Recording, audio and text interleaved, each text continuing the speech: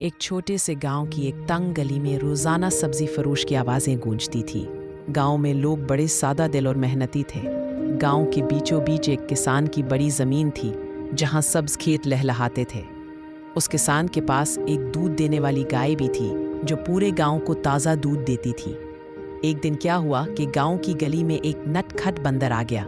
वो बंदर शहर से भागकर उधर आया था और लोगों को तरह तरह की शरारतों से तंग करने लगा। कभी किसी के सर से टोपी खींच लेता, कभी किसी के हाथ से रोटी छीनकर दरख्त पर जा बैठता।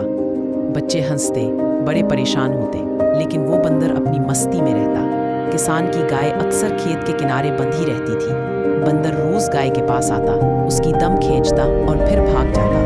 गाय बेचारी जोर जोर से डकार मारती, लेकिन कुछ कर ना पाती। किसान ने सोचा कि अगर ये बंदर रोज शरारत करेगा तो खेत के अनाज और सब्जियों का भी नुकसान कर देगा। इसी दौरान गांव के पास एक जंगल था। वहां एक हिरन और एक गीदड़ रहते थे। हिरन नर्म दिल और शांत मिजाज का था, जबकि गीदड़ मौका परस्त और चालाक। गीदड़ ने बंदर को कहा, दोस्त, इस गांव में रहने का मजा है। यहाँ अनाज, दूध और मीठे फल सब मिलते हैं। क्यों ना हम मिलकर गांव पर राज करें। बंदर तो पहले ही शरारती था। वो गीदड़ के कहने पर मान गया और दोनों ने किसान के खेत पर नजर जमा ली। अगली ही रात वो दोनों खेत में घुस गए। गीदड़ ने सब्जी नोचनी शुरू की और बंदर मकई के बट्टे तोड़ने लगा। किसान को अगली सुबह जब ये हाल मिला तो उसका दिल बैठ गया। किसान ने गांव के बुजुर्गों को बुलाया। सबने मशवरा किया कि ये मसला सिर्फ मेहनत से नहीं, अकल से हल होगा। गली के बच्चे बोले, हम बंदर को दोस्त बना लेते हैं। अगर वो दोस्त बन जाए तो शरारत नहीं करेगा। ये सुनकर किसान को ख्याल आया और उसने गाय के ताज़ा दूध से एक मटका भरकर गली में रख दिया।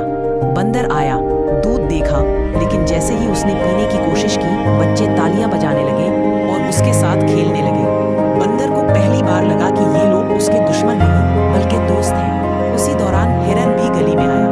हिरन को सबने प्यार किया, उसे हरी घास खिलाई, लेकिन गीदड़ को सबने भगा दिया क्योंकि वो हमेशा नुकसान करने की नीयत रखता था। रफ्ता रफ्ता बंदर गांव का हिस्सा बन गया। वो अब गया रफ्ता रफ्ता बंदर गांव का हिस्सा बन गया।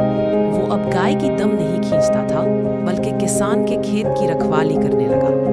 जब भी कोई जंगली जानवर नुकसान करने आता, बंदर शोर मचाता और किसान को खबर देता। गांव के बच्चे उसे अपने खेलों में शामिल करते और वो उनका हंसी मजाक का साथी बन गया। गांव के तंग से जहां पहले शरारत और शोर था, अब खुशियों और कहकहों से गूंजने लगी। किसान का खेत महफूज है, गाय सुकून से घूमती रही, हिरन जंगल का दोस्त रहा और बंदर सबका प्यारा साथी बन गया। गीदड़ का कहीं पता न चला। यूं गांव ने सीखा कि दुश्मनी से नहीं, दोस्ती से जिंदगी खूबसूरत बनती है। आखिर में सबक ये मिलेगा, दोस्ती में ताकत है, शरारत और नुकसान से कुछ हासिल नहीं होता।